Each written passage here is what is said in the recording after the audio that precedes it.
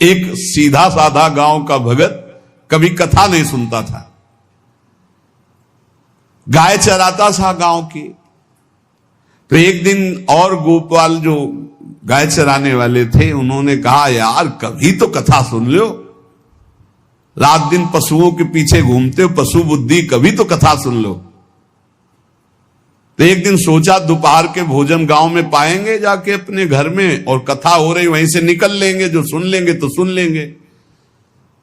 खड़े खड़े वहां चर्चा चल रही थी, जिसने मनुष्य जन्म लेकर के गुरु मंत्र नहीं लिया और नाम जब भगवान का नहीं किया, उसका जीवन मुर्दा, व्यर्थ जीवन।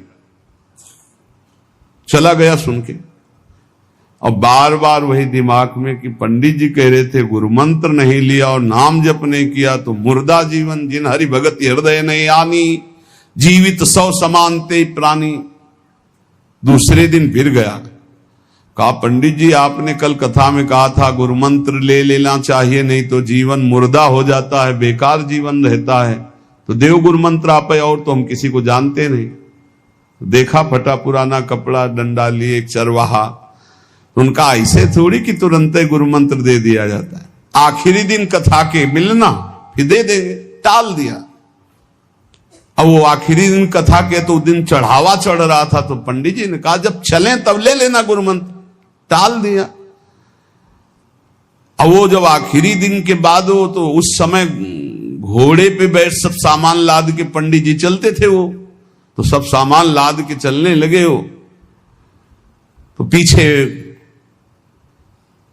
पंडित जी आप जो कह रहे थे कि गुरु मंत्र देंगे, आप गुरु मंत्र दे दीजिए। पंडित जी रबड़ी पवाई गई थी, घोड़े से उतरे, घोड़ा एक भगत के यहां खड़ा किया और लोटा लिया और भागे, क्योंकि सोच लगी थी।